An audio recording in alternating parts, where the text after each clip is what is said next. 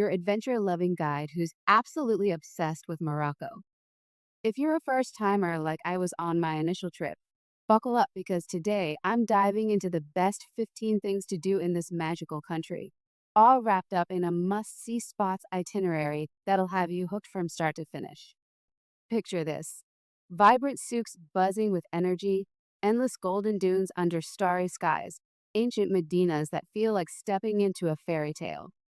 Morocco stole my heart with its mix of chaos and calm, its spicy flavors and stunning landscapes. And trust me, it'll do the same for you. We're talking a 10-day plan that's perfect for beginners, hitting all the highlights without overwhelming you. I'll walk you through it day by day, sharing the spots that made me fall in love, along with those little insider nuggets that make the experience unforgettable.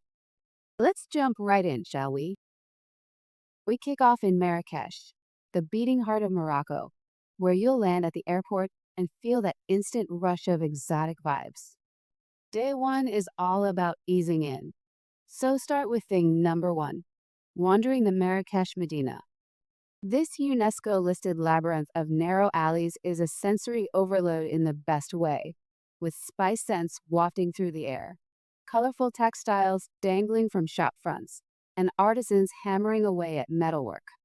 I remember getting deliciously lost for hours, discovering hidden doorways that led to quiet courtyards. It's one of the oldest Medinas in the world, dating back to the 11th century, and it's where you'll first feel Morocco's timeless pulse. From there, head to thing number two: the Bahia Palace. This 19th century masterpiece is a riot of intricate tilework, carved cedar ceilings, and lush gardens that once housed a Grand Vizier's harem. Stroll through its rooms imagining the opulent life back then, and snap those Insta-worthy shots of the Zalige mosaics that shimmer in the sunlight. Wrap up your afternoon at thing number three, the Majorelle Garden. Owned by Yves Saint Laurent in his later years, this botanical haven is a splash of cobalt blue amid exotic plants and cacti. It's serene yet vibrant, with paths winding past lily ponds and bamboo groves, perfect for recharging after the Medina's hustle. As evening falls, make your way to thing number four: experiencing Jemaa el-Fnaa at night. This massive square transforms into a carnival of storytellers, snake charmers, and food stalls sizzling with grilled meats and fresh orange juice. Grab a seat at a rooftop cafe overlooking the chaos. Sip some mint tea, which is basically Morocco's national drink brewed with green tea and fresh mint leaves for that refreshing kick. And let the drum beats pull you in. Pro tip woven right here: eat at the stalls numbered for hygiene checks, and try the harira soup. It's hearty lentil goodness that'll warm you up as the desert chill sets in. Day two keeps us in Marrakech, diving deeper into its soul. Thing number five: shop in the souks. These sprawling markets are a treasure trove of leather goods, lanterns, and rugs, where bargaining is an art form. Start low, smile a lot, and walk away if needed. They'll call you back with a better deal. I scored a beautiful Berber rug that now brightens my living room, reminding me of the skilled weavers who've passed down techniques for generations. Pair that with thing number six: tasting tagine and street food. Morocco's iconic slow-cooked stew comes in clay pots with flavors like chicken with preserved lemons or lamb with prunes, infused with spices such as cumin and saffron. Hit a local eatery for couscous on Fridays, a tradition that's like a weekly family feast, fluffy semolina topped with veggies and meat. It's not just food, it's a cultural hug. Afternoon. Thing number seven: stay in a traditional riad. These converted courtyard homes are oases of peace, with fountains tinkling and rooms adorned in intricate plasterwork. Mine had a rooftop terrace where I watched the sunset paint the city pink, and many offer hammam spas for a steam bath scrub that'll leave your skin glowing. Did you know riads often feature Tadilact, a waterproof plaster technique unique to Morocco, keeping things cool in the heat? By day three, we're venturing out for thing number eight: a day trip to Ouzoud Waterfalls. About 2 hours from Marrakech, These cascading falls plunge 110 meters into pools below, surrounded by olive groves and monkeys swinging from branches. Hike the trails for epic views or boat across the base for a misty close-up. It's refreshing after the city's buzz. Back in Marrakech for the night, reflect on how these spots blend history with nature seamlessly. Day 4 shifts gears as we head to the Sahara Desert, a 4 to 5 hour drive through the high Atlas Mountains.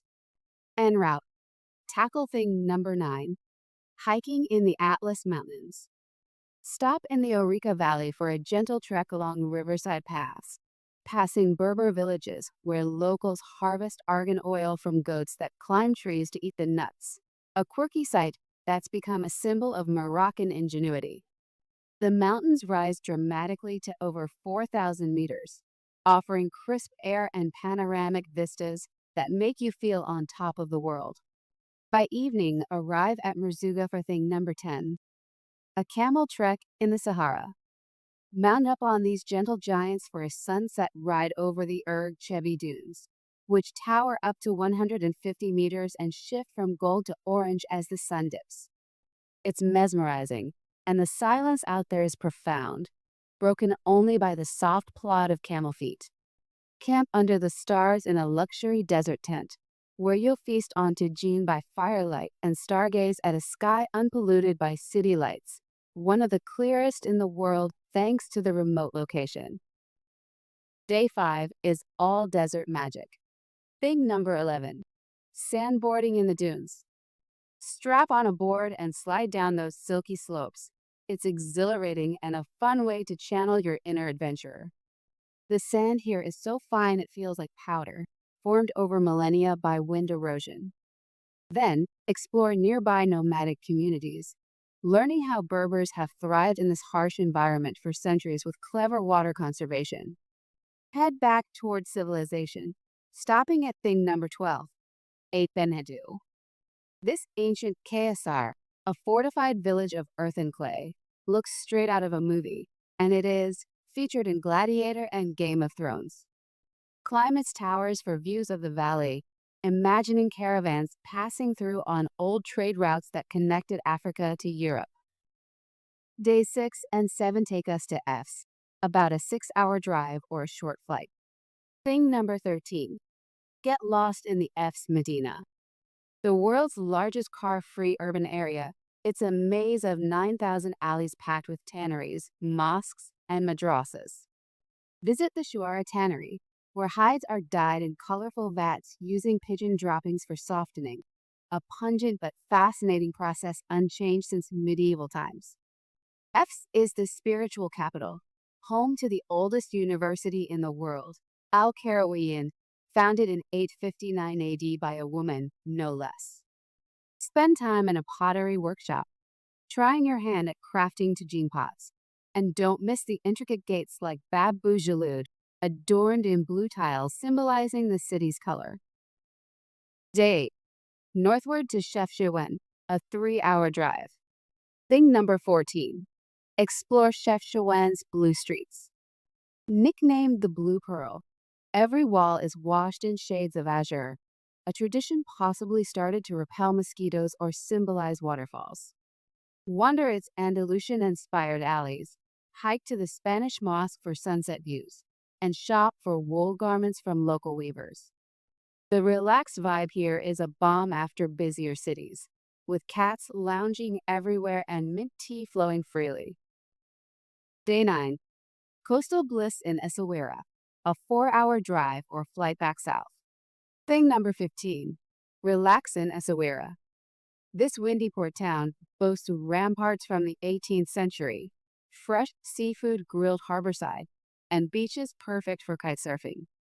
Stroll the Medina, a UNESCO site with art galleries and Thuil woodcrafts, and catch the sunset from the Scala di la Ville, where cannons once defended against pirates. It's Game of Thrones a stapler, adding that cinematic thrill. Finally, day 10. If flying out from Casablanca, detour for a quick visit to the Hassan II Mosque, though I wove it in mentally as a bonus since our list is packed.